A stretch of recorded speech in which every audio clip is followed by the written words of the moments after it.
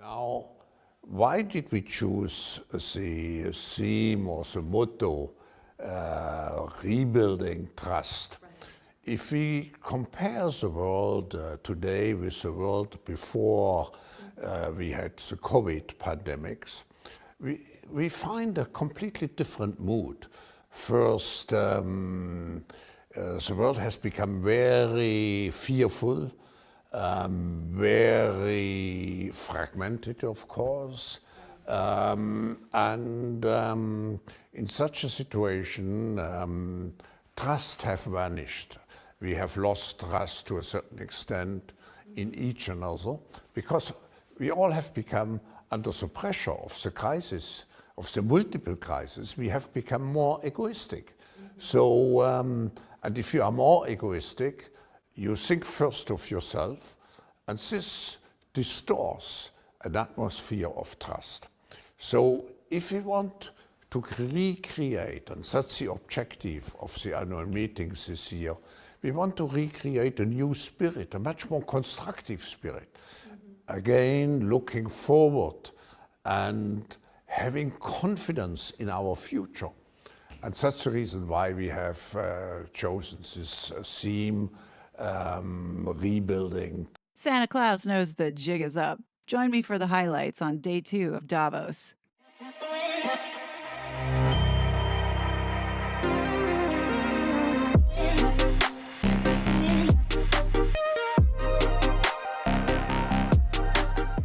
It's pretty clear these globalists do not like freedom of speech. And according to them, the biggest crisis that they're seeing is misinformation and disinformation.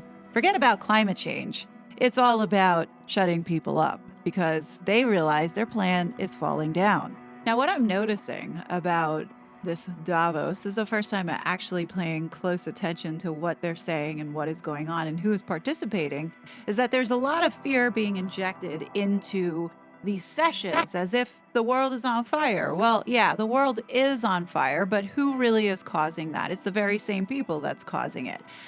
As you can see here, the World Economic Forum is a master at marketing, and their presentation is very persuasive when you listen to the words that they use and the picture that they paint. If you didn't know any better, you most likely would be sucked into this world is on fire and only us can save it. Hence probably why this is so attractive to all these rich billionaires that show up to this session of hypocrisy.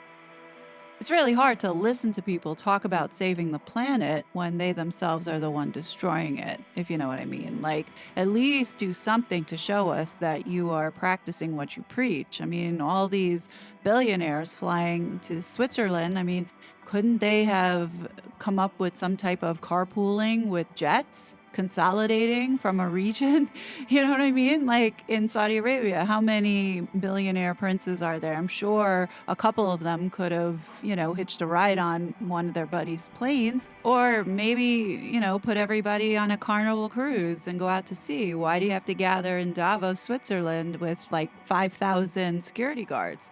You know what I mean? There's a lot that they could have done to show us that, yeah, we're being conscious and we're suffering with you. But no, you're going to eat the bugs. We're going to sit here and eat our filet mignon and not be inconvenienced. And they wonder why there's a rise in populism and make it sound like as if populism is like an extreme bad thing. And this welcome speech from Santa Claus really does solidify that it is indeed communism that they are pushing onto the world. And it's being rebranded as democracy.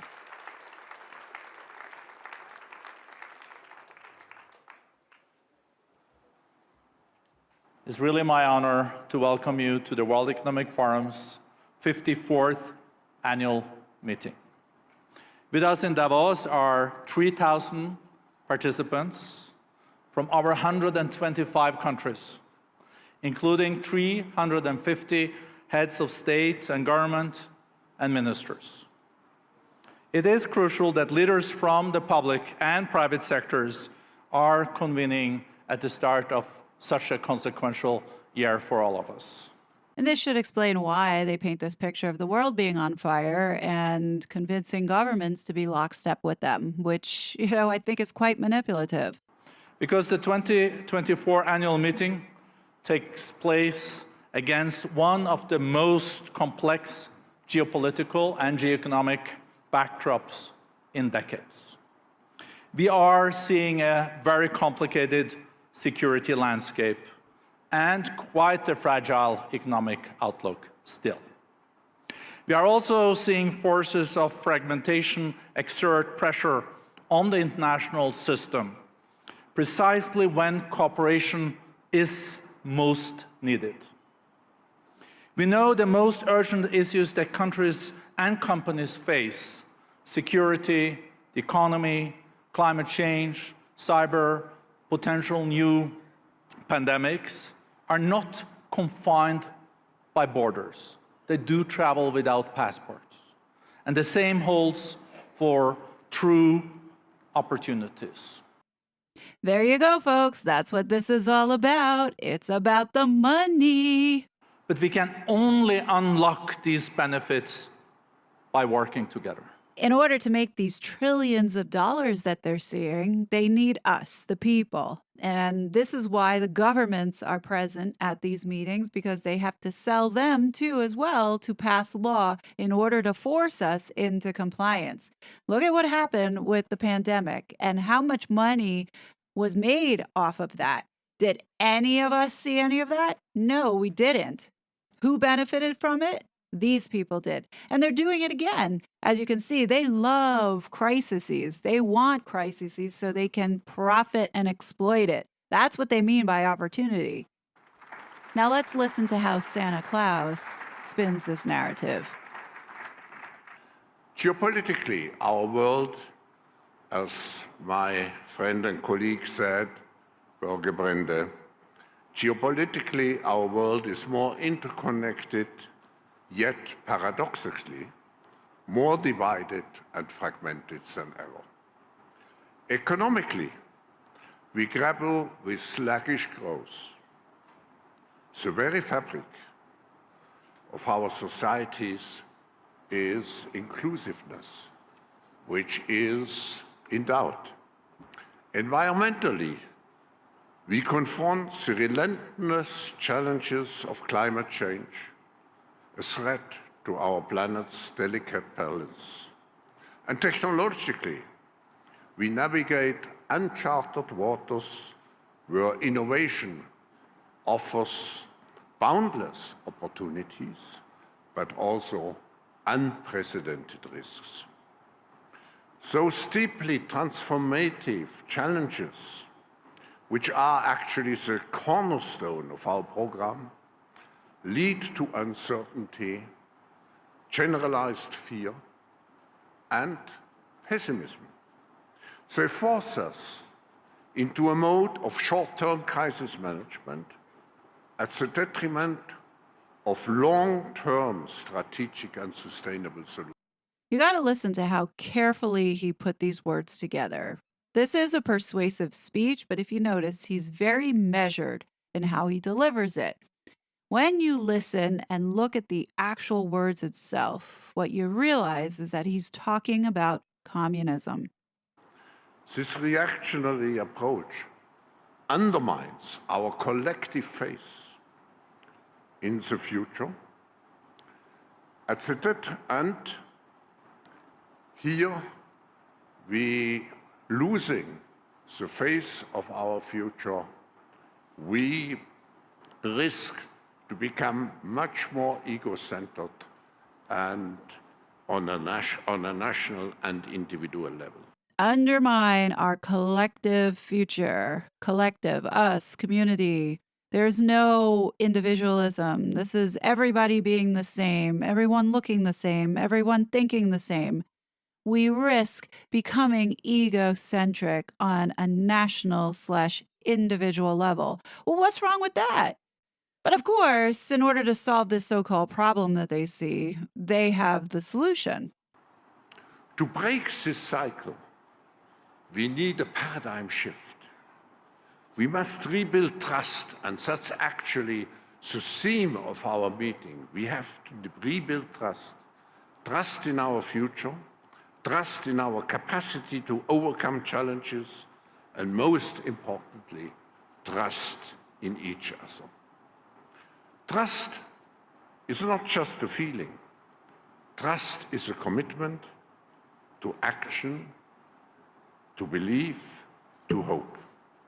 I'm sorry, but once you break trust, you don't just automatically get a free pass and people just say, oh, we'll just sweep that under the rug and take your word for it. Step down, change up the game. Like, you people really are not making this any better for yourselves by just saying, oh, just trust us because we know better than you. You're the trustee. This narrative isn't about short-term gains or individual successes.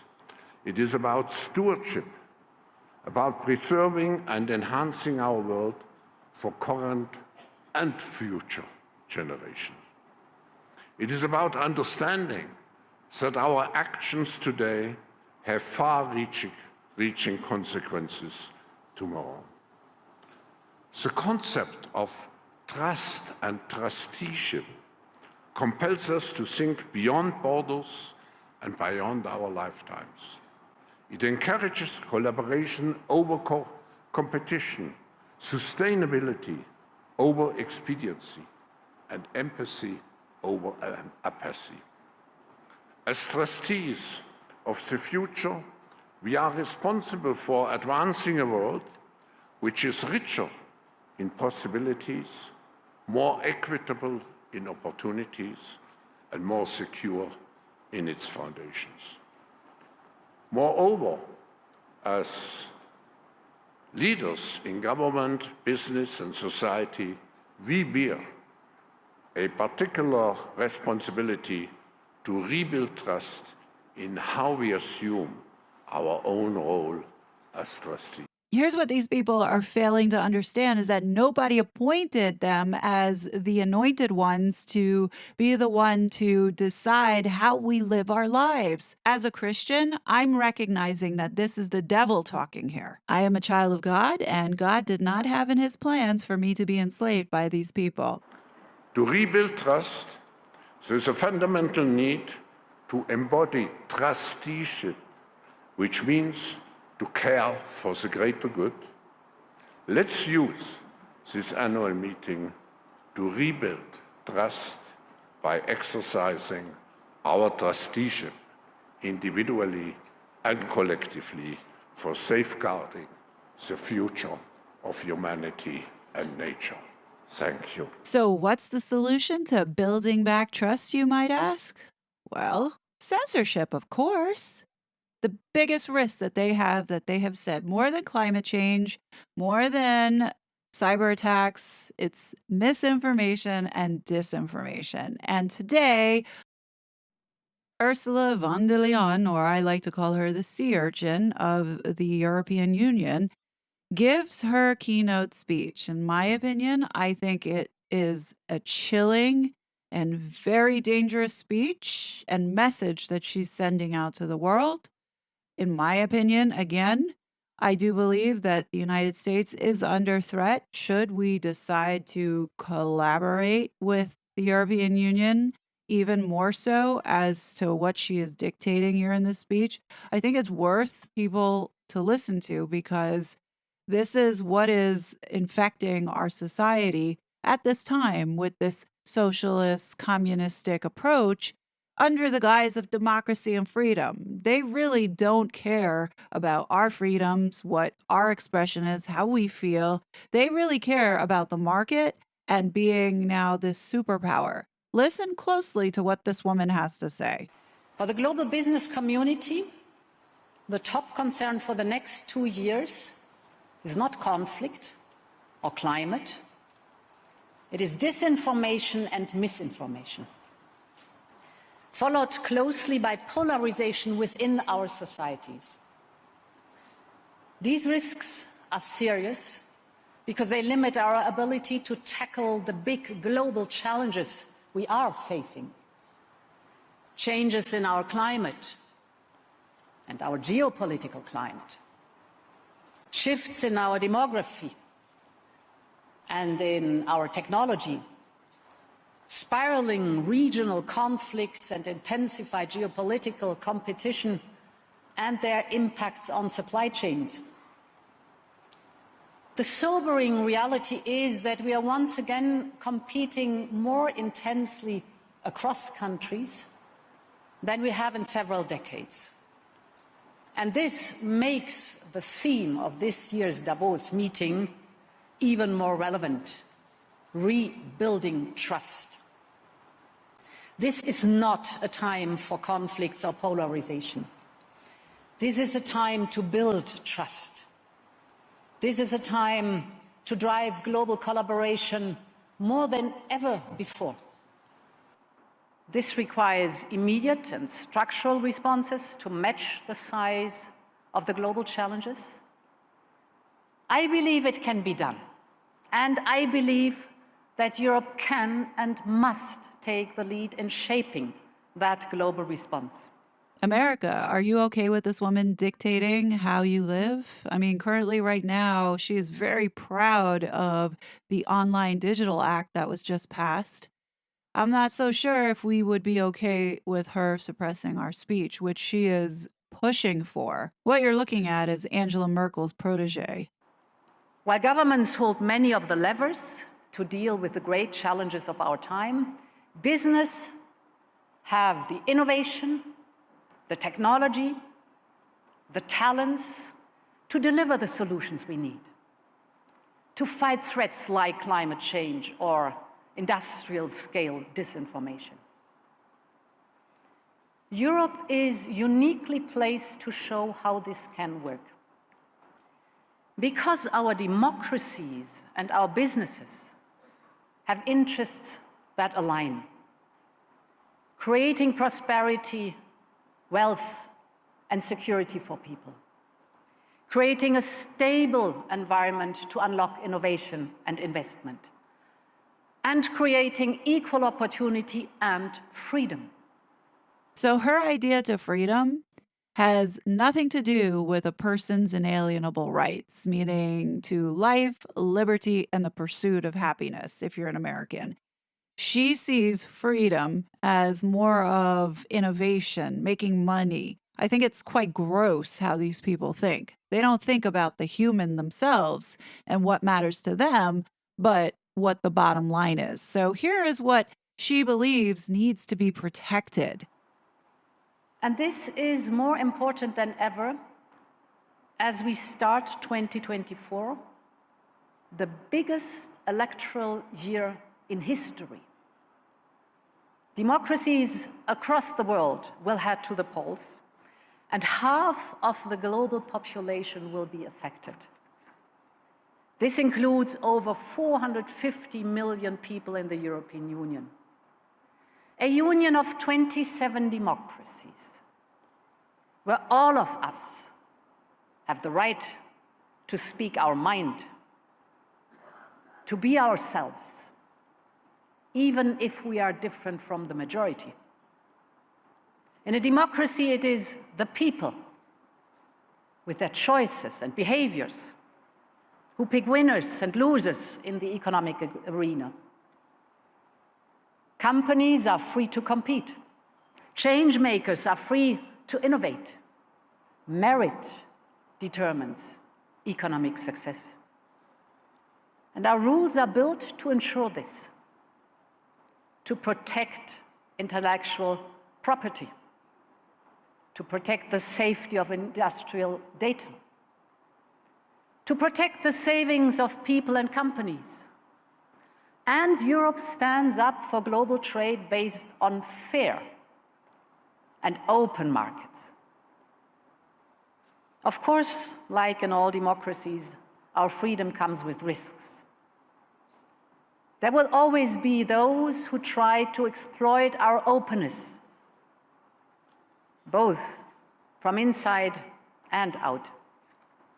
There will always be attempts to push us off track, for example, with disinformation and misinformation. And here we go. This is where she loses the plot and contradicts herself. Now she's talking about misinformation and disinformation. Now, we all know that when things don't align with the narrative, it's either conspiracy theory or it's misinformation, disinformation, or what they call now malinformation, where it's true, but it should be suppressed because it doesn't go along with the narrative. These fools think we're stupid. As I mentioned before in my previous videos, this ideology is deep. Here we have another speaker. She's actually from Harvard. This is what she had to say about the formerly known platform as Twitter, now named X. For a long time, I was on Twitter, and now it's become such a toxic place that I've concluded it's not a worthwhile place to spend time. And as you said, it is exhausting. So you do have to pick and choose, and you have to think about where the places where you can get your message across. But I am trying to figure out, I mean, I have given up on X, what a scary name that even is, right? And I don't know what the alternative is right now. So The question of the social media, I must say that I have abandoned Twitter too, so X, because it's a toxic environment, and we talk about, I have no solution on that, but I think one day it will come the moment of the code of conduct in these places, because journalists, if you spread crazy news and insults, and if a journalist says racist things, it can be amended. Exactly. Why social medias that have such big power, we still can, because it's new, but I think there will be a societal reflection on how information is brought there. All these folks didn't have a problem when conservative views were being banned and the leftist liberals took over. Now, all of a sudden, it's such a toxic place. Now, I agree, it is a toxic place. It was a toxic place before Elon Musk bought it, and it's a toxic place now. But I think these progressives are so delusional in their head that they really do embody this wokeness and see the world the way that we're seeing as absolute crazy. And here's the thing, it's these types of people who refuse to have a debate to understand the other side of it. Hence the reason why there's so much friction. And speaking as an American, the mainstream media is predominantly responsible for a lot of the misinformation and disinformation that we see online, causing a lot of this discourse and disruption. The reality is that the government, as well as these progressive liberals, have the dominance in this space in which they decide what gets seen and what doesn't get seen. Ever since Musk took over Twitter, more voices were being able to be heard, as well as truth coming out. And these liberals don't really like that. That's why they have such a massive problem with it. And you see them here now all of a sudden pushing for this kind of regulation. They don't like this freedom of speech if the freedom of speech is speech that they don't like. It's expected that these folks are going to do everything that they can to ensure that Donald Trump doesn't get elected into office. He is a serious threat to this whole entire evil plan. That's why they're freaking out. Of course, on X now there is also the policy of the owner that is problematic. But I think this is a problem of the society of the future, the deontology. These people really want, particularly the United States, to step in and start censoring speech. The biggest concern right now is the election, and the Biden administration is doing everything they possibly can to put out narratives around truth that's coming out.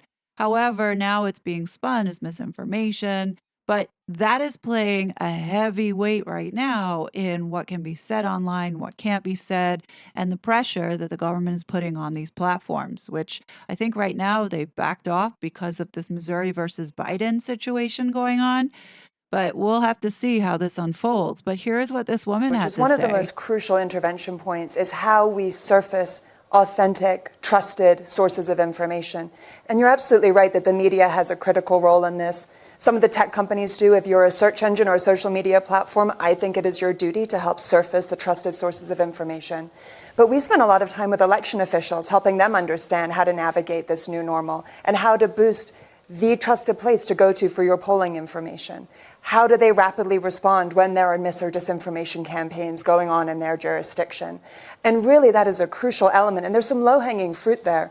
Again, forgive the U.S. focus in the study I'm about to cite, but one piece of research that my organization did looked at the domains that election officials were using. Were they using a trusted.gov domain or something like springfieldvotes.com?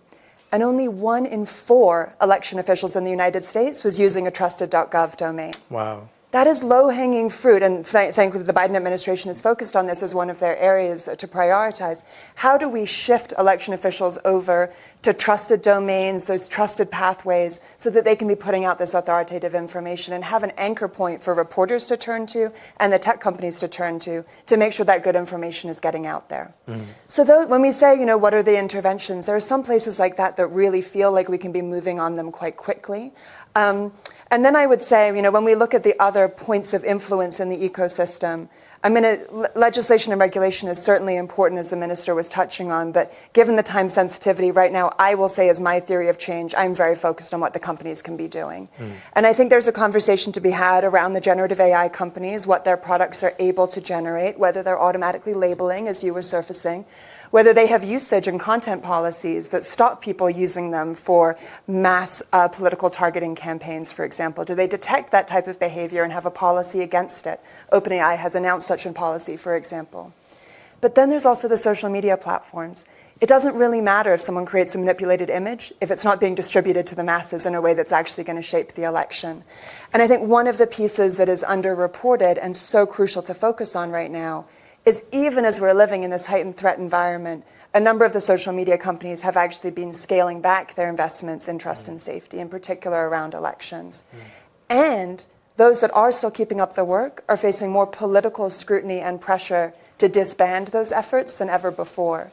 So in the United States, for example, right now we have congressional investigations and lawsuits against people that study mis and disinformation about elections on social media platforms. Yep. That's the Missouri versus Biden case that I just mentioned. These people don't seem to care that American civil rights were violated, First Amendment rights. That goes to show you the kind of democracy that these people want to cultivate and have. There is currently an injunction in place stopping the Biden administration from communicating with social media platforms about interference threats on the topics of elections. Now, here we go. Here she is spreading misinformation, because really what was going on was the government was pressuring social media accounts to pull down conservative voices to a point where they censored the New York Post for the Hunter Biden laptop story, and they pulled down anyone else who was talking about that story per the direction of the government. So, girlfriend, get off the stage, because you have no business making this point of, the Biden administration should be talking to social media companies when knowing full well that they were violating Americans' First Amendment rights. That's actually going before the United States Supreme Court this year. So we're in this bizarre environment where right as the threats are ticking up, the investments in actually doing the day-to-day work of online trust and safety for our information environment is being scaled back and is under attack. And those are all things we need to recalibrate right now to try and address the threats this year. And just quickly, how?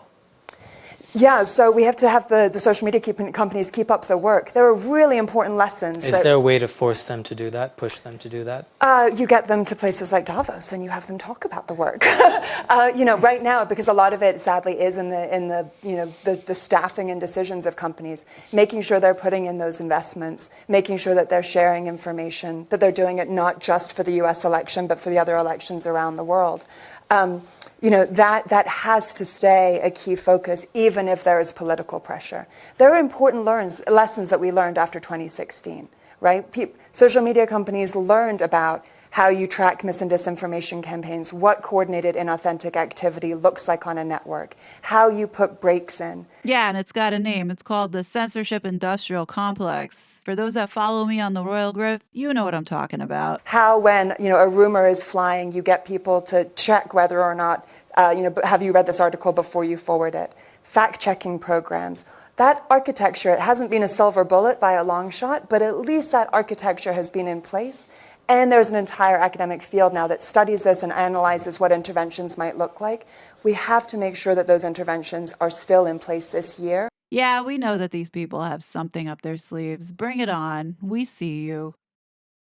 Yeah, after watching some of these streams today, it's very clear what the global agenda is going to be for 2024, and that is restricting freedom of speech online.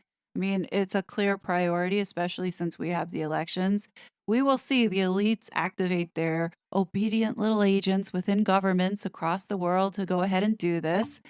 I feel worried about it, but I think right now, speaking up and getting this video out to as many people as possible is important because we are in a very delicate place right now that should concern everyone.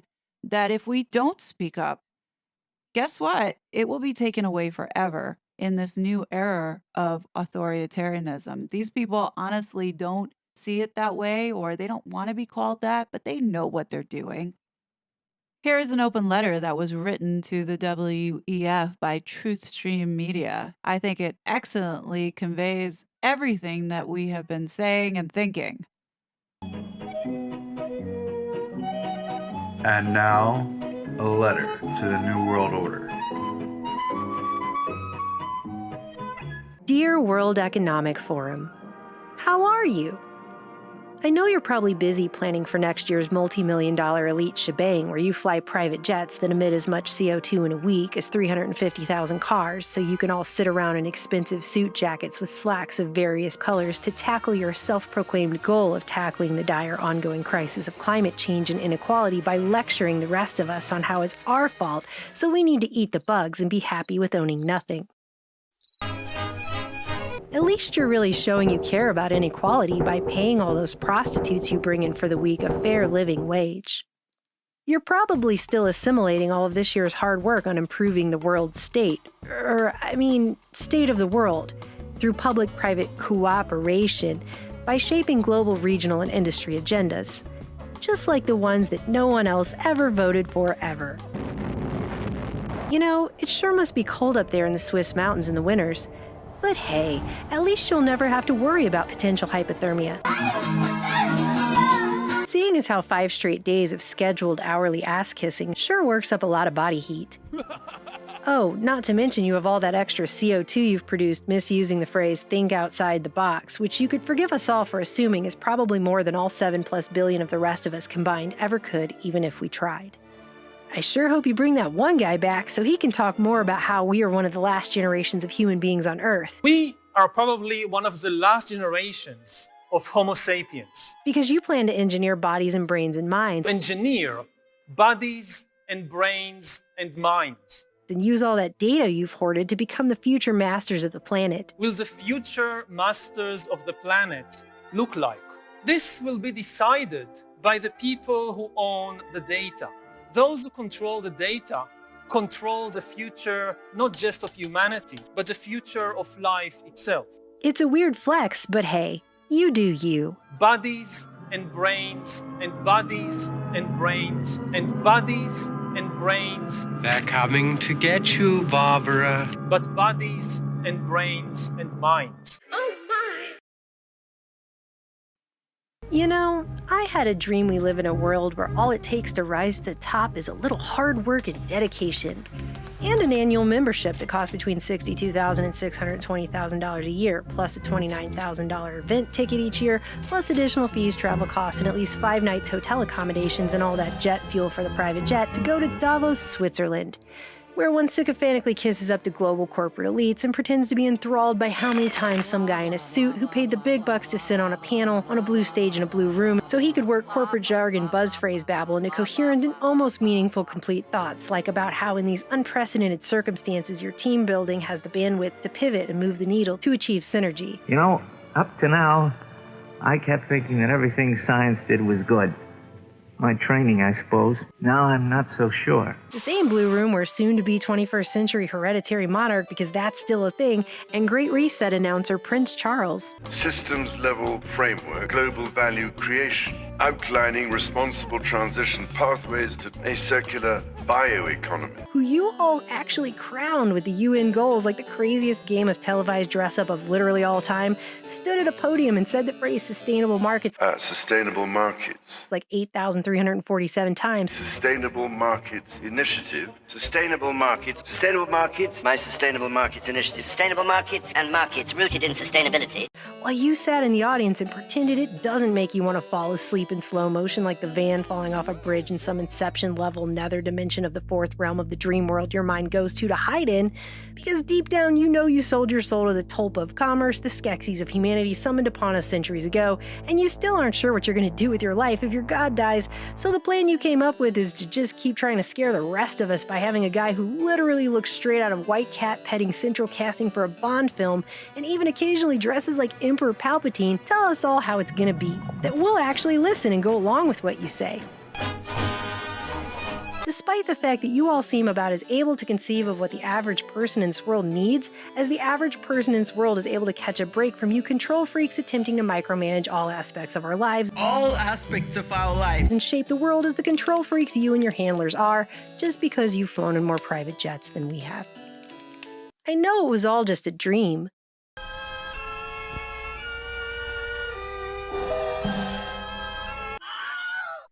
But you still really creep me out.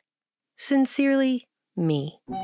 Yeah, and that's kind of what happened today. Tomorrow, I think, is going to be lit because not only are they going to be injecting more fear around this disease X, but we also have the new president of Argentina coming in. And something tells me that he's got something up his sleeves that we don't want to miss. Here is a little preview of what he had to say. Plantar las ideas de la libertad en un foro que está contaminado de la agenda socialista 2030 y que lo único que va a traer es miseria al mundo.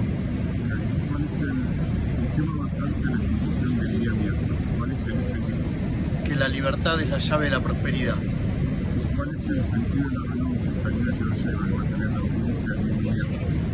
Seguir hablando y dejándole bien claro de la convicción que tenemos en este cambio de rumbo que ha marcado el nuevo gobierno. In a perfect world, all of this sounds wonderful, but we all know that the people that are involved more than likely are doing this for selfish reasons and are extremely corrupt. We know quite a few characters in the political sphere that you shouldn't trust.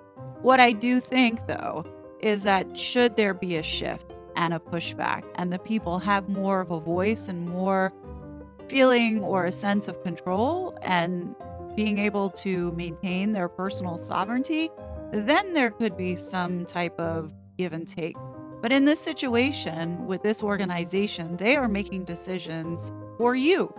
And I'm not sure how you feel about that, but for me, I do not comply, and I will not comply. It really does fall on each of us to take responsibility to learn about what's going on and decide for ourselves if this is the future that we want. But until then, I do hope that you do come back and join me on this journey of learning what is really going on so we can make these decisions and make the right ones. But if you like this video, please do not forget to hit that like button and don't forget to subscribe because I will be dropping more videos pertaining to this Davos annual meeting and uncovering what it's really all about and you definitely don't want to miss it. But until then, I ask you please be safe and I'll see you soon.